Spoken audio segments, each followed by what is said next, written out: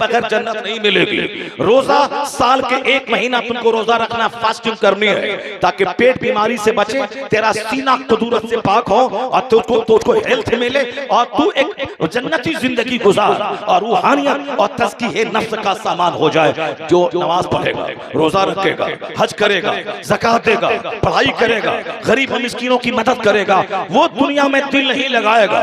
उसको फुर्सत ही नहीं मिलेगी कि वो इश्कबाजी करेगा, उसको फुर्सत ही नहीं मिलेगी कि 3 घंटा सिनेमा हॉल में रहेगा, उसको फुर्सत ही नहीं मिलेगी कि वो अपने घर में बैठकर 4 घंटे मोबाइल में गंदी तस्वीरें देखेगा। मेरी माँ बहन बेटियों को भी एक्टिव रखना होगा, उसको काम बताना होगा, उसको बताना होगा सूरह यासीन, दुखान, मुज़म्मिल पढ़ के तब सोना। उसको बताना होगा जब तक सुबह 500 बार दरूद नहीं पढ़े फजर की बात, उस वक्त तक हाथ में झाड़ू मत लेना, कोई बर्तन साफ मत करना। ये जहालत का मसला है कि साहब दिन निकलने से पहले झाड़ू लगा दो, बर्तन साफ कर दो, बर्तन साफ होगा 10 बजे, कोई बरकत में कमी नहीं होगी। लेकिन अगर नमाज़े फज्र नहीं पढ़ा तो चेहरे का नूर अल्लाह छीन लेगा, रोजी से बरकतों को खत्म कर देगा। जो चीज इंपॉर्टेंट है उस पर काम नहीं करना है, बल्कि सुबह उठ के बर्तन लेके बैठ गए, सुबह उठ के झाड़ू लेके बैठ गए, सुबह दरवाजे और अंदर को पोंछ रही है, सुबह उठने के बाद नमाज लेके बैठना चाहिए, सुबह तिलावत लेके बैठना चाहिए, सुबह फजर की नमाज पढ़ के जिक्र अज़कार लेके बैठना चाहिए। ये हाथ में झाड़ू लेके चल गई, हाथ में बर्तन धोने के लिए साबुन लेके जा रही है। जो जरूरी है उसको गैर जरूरी समझ लिया, और जो गैर जरूरी है उसको जरूरी समझ लिया।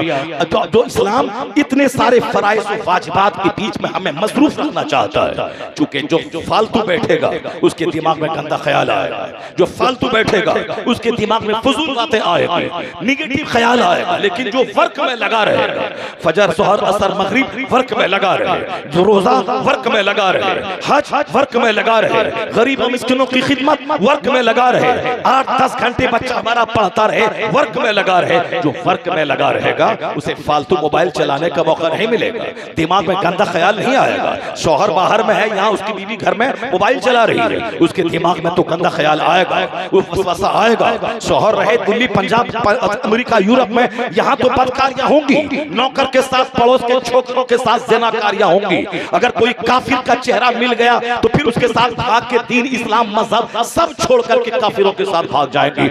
इनको मसरूफ रखो, इनको फजूल मत रखो। इस्लाम ने 5 वक्त की नमाजें इसीलिए दी हैं ताकि बंदा मसरूफ रहे, ये रोजा इसलिए दिया है ताकि बंदा मसरूफ रहे। कुरान में 100 जगहों पे जिक्र कसीर का जिक्र आया है कि कसरत से अल्लाह का जिक्र करो। नमाज जिक्र की बड़ी सूरत है, नमाज पढ़ने के बाद भी अल्लाह का जिक्र करो। आया है कुरान में, फैज़ा क़ज़यतमुस सलाता फ़ज़्कुरुल्लाह क़ियामन व क़ुऊदन व अला जुनूबिकुम। ये सारा फरमान पढ़ेगा काफिर, ये पढ़ेंगे वैज्ञानिक, ये पढ़ेंगे दूसरे लोग, और हम लोग काफिरों का डांस ले लिए, हम लोग काफिरों का हाफ पैंट ले लिए, हम लोग जोकरों का ढोल ले लिए, हम लोग काफिरों का डीजे ले लिए, हम लोग काफिरों की नाच ले लिए, हमारी बेटियां काफिरों की साथ जींस पैंट शर्ट ले लिया, हमारी बेटियां फिल्म एक्ट्रेस को अपना मॉडल समझ रही है, जबकि मुस्तफा के आने का मकसद यह था कि कायनात के लिए मॉडल बन के मुस्तफा आ गए, जो मकसद हयात बताने मुस्तफा आ गए। ये हमने सुना कि पैदाइश के वक्त में नूर चमका और आपकी माँ ने मुल्क शाम के महल को देख लिया। ये तो मुस्तफा लाजवाब है, उनका उनकी पैदाइश लाजवाब, उनका वक्त लाजवाब, उनका शहर मक्का लाजवाब, उनकी आराम का मदीना लाजवाब, उनके जीने का हर पल लाजवाब, उनका खानदान लाजवाब, उनके आबा अजदाद जनाब इब्राहिम लाजवाब, जनाब इस्माइल लाजवाब, उनका खानदान बनु हाशिम लाजवाब, उनके दादा अब्दुल मुत्तलिब लाजवाब, उनके बाप अब्दुल्ला लाजवाब। जब सारे लाजवाब थे, उन लाजवाबों के बीच से मुहम्मदुर रसूलुल्लाह लाजवाब बनकर दुनिया में तशरीफ ले आया। ये तो अल्लाह रब्बुल इज्जत ने अपने महबूब को इज्जत दी है कि अल्लाह रब्बुल इज्जत ने अपने महबूब को शानदार माओ के जरिए, शानदार बाप के जरिए, शानदार मुल्क में, शानदार वक्त में, शानदार घड़ी में पैदा किया। पैदा क्यों किया, इस पे गौर करना होगा। हुजूर क्यों आए, हुजूर को दुनिया में क्यों सबसे आखिर में भेजा गया, ये क्या चीज है, पढ़ना पड़ेगा। अल्लाह ने अपने महबूब को भेजा है ताकि हमारा मकसद हयात बता दे, खुद मुसीबतें उठाकर वो हमें जिंदगी का राज समझा दे, बता दे कि दुनिया क्यों बनी है, बता दे कि हम क्यों मरेंगे, बता दे कि आखिरत कैसे कायम होगी। इसलिए मुस्तफा की सबसे पहली तकरीर जो हुजूर ने नबूवत के ऐलान के बाद किया था सफा पहाड़ से, उस पहाड़ की पहली तकरीर यही की थी, ऐ लोगों मैं पहाड़ पे खड़ा हूँ, मैं तुम्हें भी देख रहा हूँ, मैं पीछे पहाड़ के भी देख रहा हूँ। अगर मैं तुमसे ये कहूँ कि पीछे से एक फौज हमला आवर होने वाली है, क्या तुम मेरी बात मान लोगे? तो क्या कहा सभाओं ने? हाँ हाँ, माँ जर्रबना अलैका इल्ला सिद्का, हमने आपकी जिंदगी में सिवाय सच के कोई तजर्बा ही नहीं किया है, हम तो आपकी जबान से सिर्फ सच ही सुने हैं, आप अगर कहेंगे तो हम मान लेंगे। हुजूर ने कहा कि अगर तुम्हें ये कहो तो तुम मान लेगा। अब इससे बड़ी बात मैं तुमसे कह रहा हूं, हुजूर की पहली तकरीर में सरकार ने कहा कि जिस तरफ मैं तुझे देखता हूं, पीछे भी देख रहा हूं, उसी तरफ मैं दुनिया भी देख रहा हूं, और मरने के बाद जो आखिरत है उसको भी देख रहा हूं। मैं तुमको जहन्नम से डराने आया हूं, मैं खुदा के अजाब से डराने आया हूं, मैं नजीर बन के आया हूं। नजीर के मतलब अल्लाह के अजाब से डराने वाला। मैं मुबश्शिर बन के आया हूं। अगर तुमने दुनिया में ईमान लाया, अल्लाह पर यकीन किया, मुझको अल्लाह का नबी माना, और तुमने मुर्दार खाना छोड़ दिया, तुमने शराब छोड़ दी, तुमने सूद छोड़ दिया, तो आका फरमाते हैं मरने के बाद अल्लाह तुम्हें जन्नत देगा, जो जन्नत तुमसे छीनी नहीं जाएगी, वह सदा की जन्नत रहेगी, हमेशा वहां मौत नहीं है। इसलिए तुम मुझे अल्लाह का नबी मानो, अल्लाह पर ईमान लाओ, शिर्क छोड़ दो, कुफ्र छोड़ दो, तुम्हें जहन्नम की खतरनाक आग से डराने में आया हो। वो अजाब जो अल्लाह ने तैयार करके रखा है काफिरों के लिए, मुशरिकों के लिए, शराबियों पापियों के लिए, गुनहगारों के लिए। यही तकरीर का मफहूम था सरकार दो जहां का। यानी पहली तकरीर में हुजूर ने आखिरत की बात की, और जिंदगी की आखिरी तकरीर जो अकाल इस्लाम हालत मर्ज में आपने मस्जिद नबवी में दी थी। सरकार सिद्दीक अकबर रज़ियल्लाहु ताला हो, आपकी ज़ाहिरी जिंदगी में 17 वक्त की नमाजें आपने पढ़ाई। हुजूर को बुखार था, सरकार अपने हुजरे शरीफ में रहते थे, 17 नमाजें सिद्दीक अकबर ने पढ़ाई। जिस दिन आपका विसाल होगा उससे पहले आप फजर की नमाज के टाइम में आपने हुजरा की चादर हटा के देखा सारे सहाबा नमाज पढ़ रहे हैं। हुजूर के चेहरे पे मुस्कुराहट आ गई, यानी हम जो पैगाम लेके आए हैं उस पैगाम पर सारे अमल कर रहे हैं। इमामत हो रही है, नमाज हो रही है, आकाल इस्लाम मुस्कुरा उठे।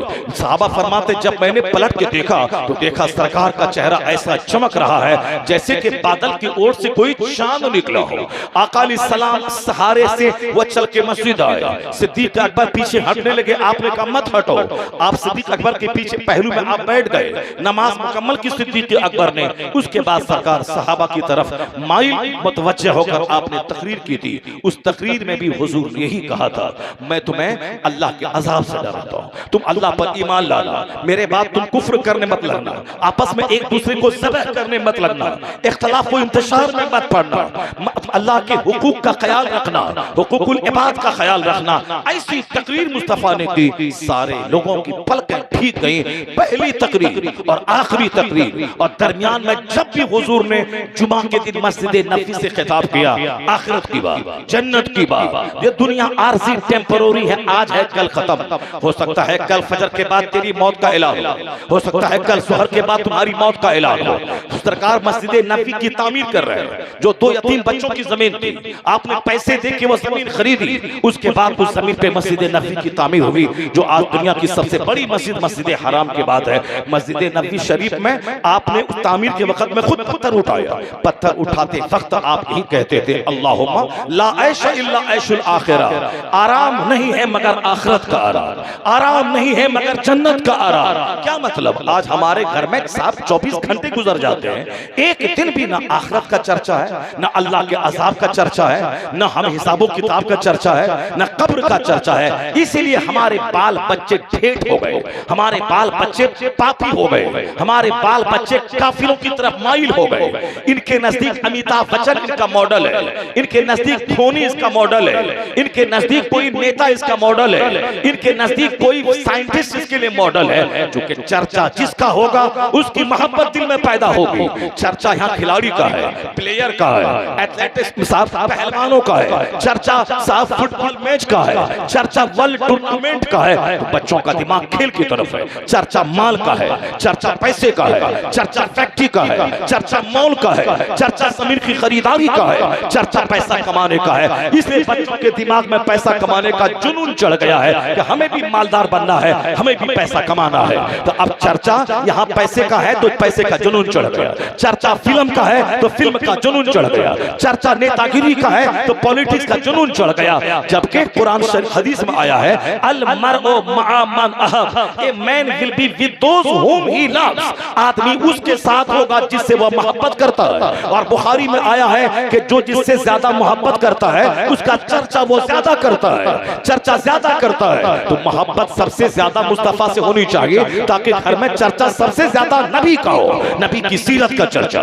नबी की तालीमात का चर्चा, नबी के फरामीन का चर्चा, नबी के इरशादात का चर्चा, नबी की बचपन का चर्चा, नबी की जवानी का चर्चा, नबी के वक्त विसाल का चर्चा, नबी के जिहाद का चर्चा, नबी की सादगी का चर्चा, नबी के ज़ुहद का चर्चा, नबी के हुस्न जमाल का चर्चा। इसलिए आला हजरत ने कहा कि तुम्हारी जिंदगी का मतलब यही होना चाहिए कि उन्हें जाना, उन्हें माना, न रखा गैर से काम, लिल्लाहिल हम्द, मैं दुनिया से मुसलमान गया। बुजुर्गों ने ये सुना, हमने इस शेर को सिर्फ मजा लेने के लिए, सुभान अल्लाह कहलवाने के लिए, नारा लगवाने के लिए हमने ज़बान पे रट लिया और उसी को चला रहे हैं, जबकि इसमें 1,00,000 बातों का एक बात इसमें कही गई है। आला हजरत ने 50 सफ़हात में जो बातें कही जा सकती हैं 50 चैप्टर पे, उसको समेट कर एक शेर की शक्ल फैला दिया आला हजरत ने। आला हजरत ने खुद उस तरह की जिंदगी गुजारी। आपका दादा बड़ा लाजवाब था, मगर कभी कोई बता दे कि रजा अली खान जो वक्त के वली और वक्त के कुतुब थे, उनके बारे में रजा ने कोई किताब लिखी हो?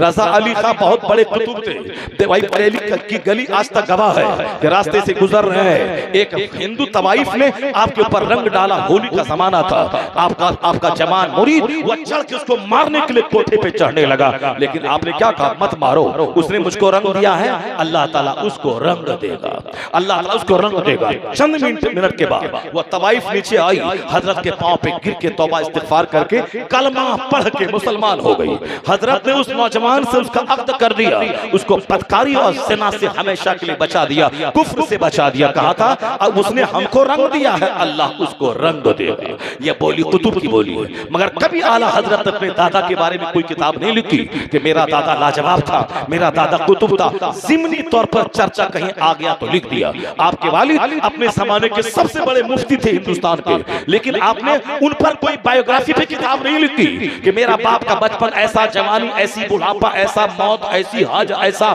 मेरा बाप लाजवाब था। नहीं, ज़िमनन तज़किरा आ गया तो आपने तज़किरा कर दिया, उस पर कोई बायोग्राफी आपने नहीं लिखी।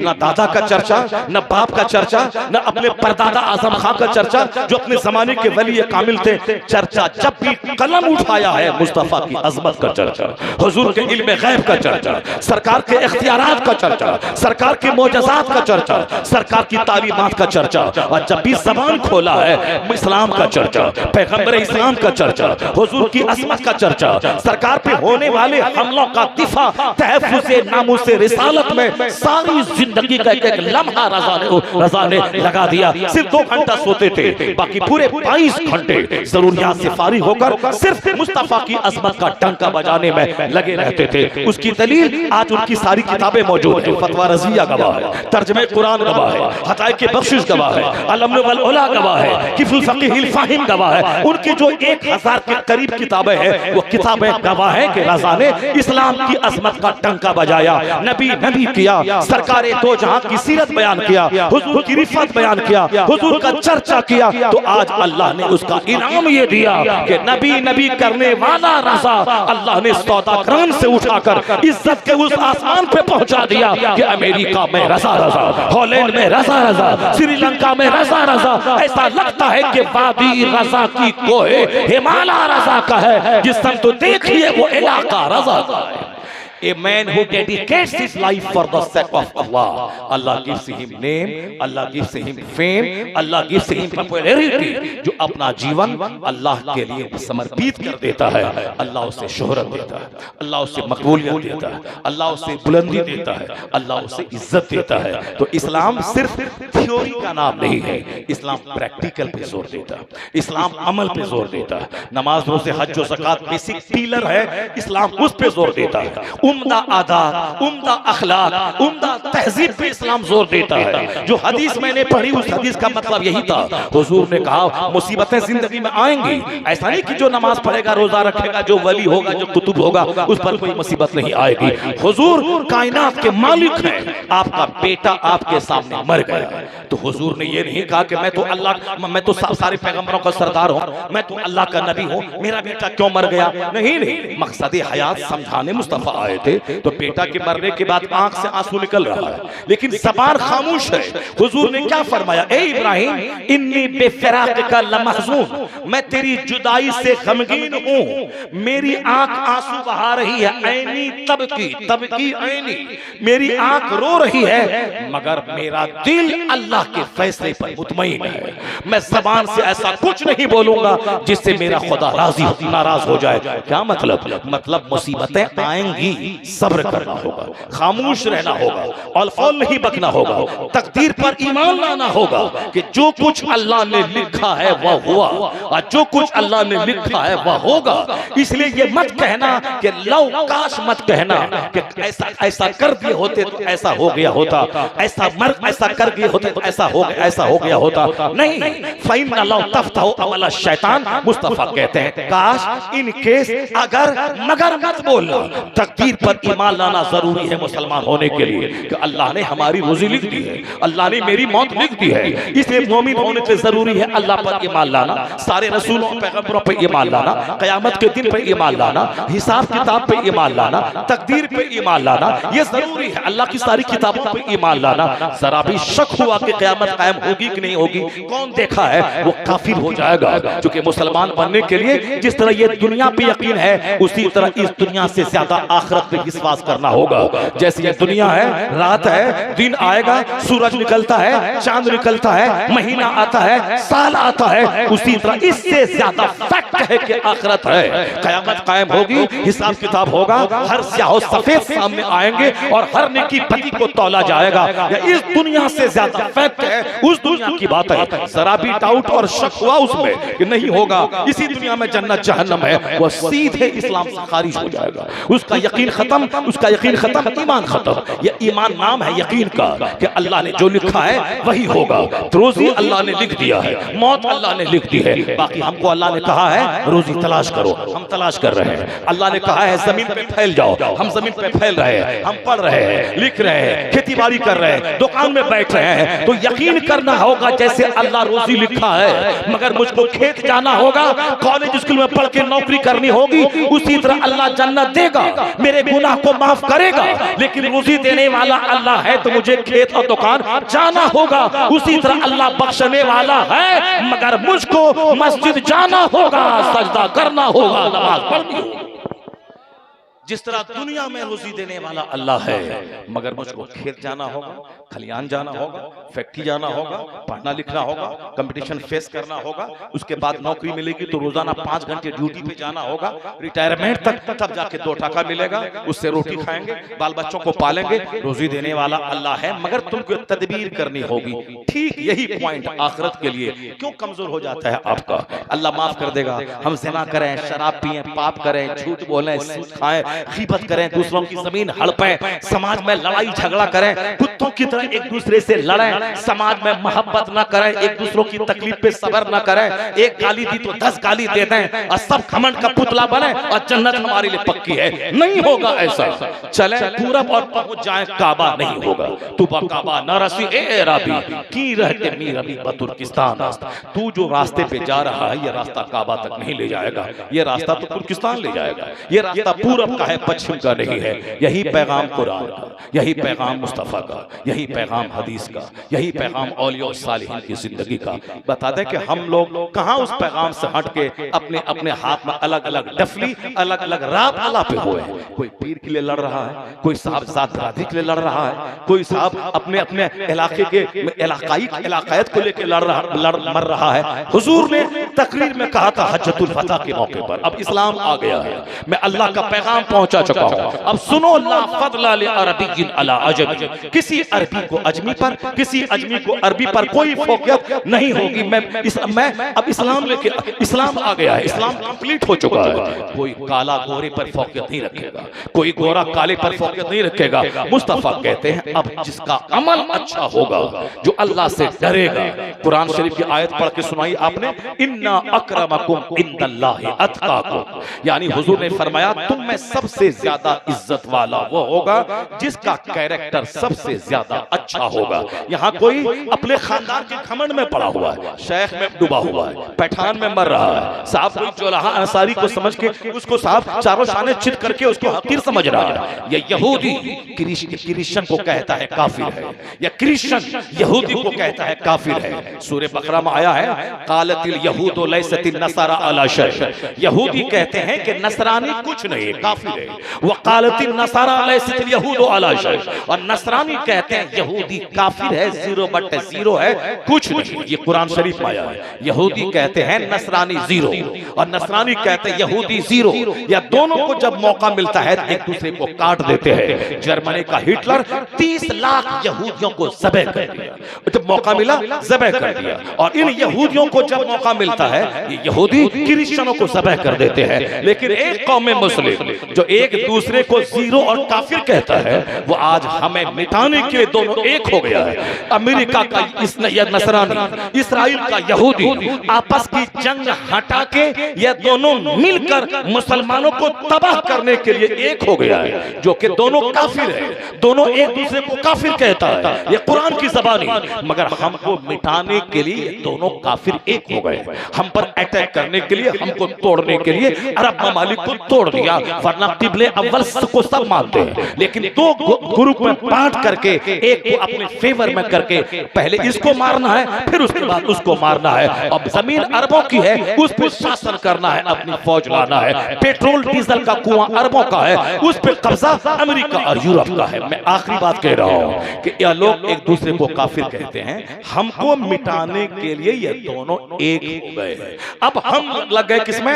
अंसारी और जोलाहे की जंग में, शेख और पैठान की जंग में, साहब उत्तर प्रदेश और गुजरात की जंग में, अरब और अजम की जंग में। हुजूर ने कहा था नहीं, कोई जंग नहीं होगी, जो मुत्तकी होगा वही इज्जत पाएगा, जो जितना ज्यादा अल्लाह से डरेगा वही काबिल एहतराम होगा। लेकिन हम टुकड़े टुकड़े में बढ़ गए। अगर कोई अंसारी उठा, कोई शेख उसको वोट नहीं देगा, कोई शेख अगर इलेक्शन में उठा, कोई जोलाहा उसको वोट नहीं देगा। यानी हम बिरादरी में बढ़ गए। हम दोनों एक पीर के मुरीद हैं, मगर मतलब में बढ़ गए। 1.5 ईंट की मस्जिद लेके बैठ गए। पहले वहाबी देवबंदी से लड़ते थे, चलो वह गुस्ताखे रसूल है, इस्लाम से खारिज है, वह मुर्तद है, वह मुनाफिक है, वह काफिर है, नबी की तौहीन की, इस्लाम से निकल गया। लेकिन तुम तो सुन्नी हो, तुम आपस में क्यों लड़ गए अपने पीर के नाम पे? तुम तो रज़वी हो, क्यों लड़ गए तुम अपने मुर्शिद के खानदान के शेख के नाम पे? क्यों आपस में बढ़ गए? क्यों कोई इस खेमे में चले गए, क्यों उस खेमे में चले गए? तुम सब तो सुन्नी सलातो सलाम फातिहा मिलाद पढ़ने वाले हो, तुम लोग आपस में क्यों लड़ गए? कब्रिस्तान में लड़ाई, मस्जिद में लड़ाई, खानका में लड़ाई, साहब मदरसे में लड़ाई, स्कूल में लड़ाई,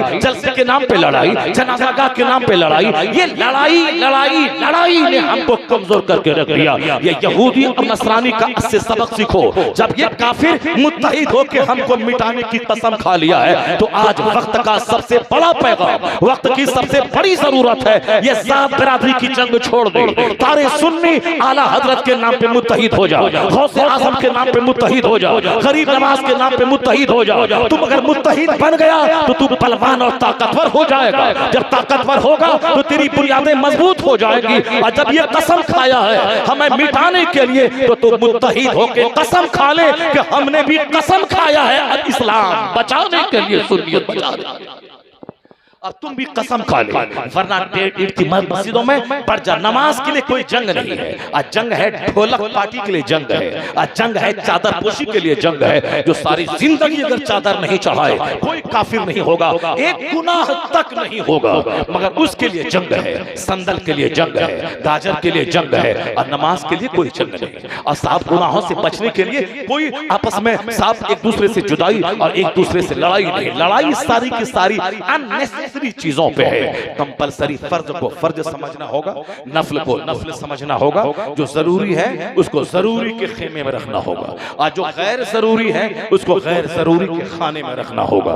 नमाज फर्ज है, प्रायोरिटी उसको देनी पड़ेगी। फातिहा मिलाद साइड की चीजें हैं, उसको सब्सिडरी हैसियत देनी पड़ेगी। फर्ज को पहले, वाजिब को पहले, सुन्नत मौक़िदा को पहले, सुन्नत गैर मौक़िदा को पहले। बाकी जो इस्तेहबाब है, नवाफिल है, अच्छे काम है, उसको करो तो सवाब, नहीं करो तो कोई गुनाह नहीं, उसको इसी खाने में रखना होगा। ऐसा नहीं होगा कि फर्ज को नफल समझ के साइड कर दिया और जो नफल है उसको फर्ज समझ लिया, ऐसा नहीं होगा। तू बकाबा नरसी राबी की रह के मेरा भी बतुर्किस्तान रास्ता, तू काबा नहीं पहुंच पाएगा। इसलिए कि ये जो रास्ता तुमने चुना है, ये रास्ता काबा का नहीं है, ये रास्ता तुर्किस्तान का है। अल्लाह तबारक व तआला हमको और आपको सबों को अपने नबी से सच्ची मोहब्बत की तौफीक अता फरमाए। खूब शायरों को सुना और खूब दाद दिया, टाका से भी दाद दिया, पैसे से भी दाद दिया, और जबान हिला हिला के भी दाद दिया, और माइक ऐसे करके भी दाद दिया। हदीस सुना रहा हूं तो फिर साहब आप चुप हो गए, कुरान सुना रहा हूं चुप हो गए। जरा जोर से बोलो सुभान अल्लाह, हाथ उठा के बोलो ला इलाहा इल्लल्लाह। वादा करो कि फर्ज को फर्ज समझेंगे, बोलो इंशाअल्लाह। जो फातिहा मिलाद नफल है उसको नफल समझेंगे, फर्ज को प्रायोरिटी तरजीह देंगे, और आपस के इख्तलाफात मिटा के आला हजरत गौसे पाक के नाम पे आपस में मुत्तहिद हो जाएंगे, और मुत्तहिद होकर इस्लाम और सुन्नियत और मसले के आला हजरत को बचाएंगे। अल्लाह ताला आपके घरों में बरकतें अता फरमाए। बातें तो 2-2.5 घंटे 3 घंटे की मुझको करनी थी, मगर मैंने जो कंपलसरी जो जरूरी बातें थी मैंने उसको किया है। क्योंकि हमारे पेशरो खतीब जितने आए वह सब ने मिलाद बयान किया है, सरकार की पैदाइश बयान की है, मैंने हुजूर की तालीमात का निचोड़ आपके सामने बयान किया है। सरकार के आने का जो मकसद है वह मकसद बिअसत मैंने बयान किया है। आका अलैहिस्सलाम क्यों आए हैं, क्यों सरकार हमारा हमको क्या दिखाने आए हैं, क्या सिखाने आए हैं, और हम कहाँ जा रहे हैं। हमने उसी पे एक थोड़ा सा बिंदु मैंने डाला है, प्रकाश मैंने डाला है। अगर दिल में बात अगर आ गई तो मुझे उम्मीद है कि ये दिलों की रोशनी के लिए ये जुमले काफी हो जाएंगे। हसद, जलन, कुदरत, फालतू बातें को दिमाग से हटा दे, सच्चाई को समझने की कोशिश करना होगा, ट्रूथ को समझने की कोशिश करना होगा। अल्लाह ताला हमें सच्चाई समझने और सच्चाई पे अमल करने की तौफीक अता फरमाए। आमीन।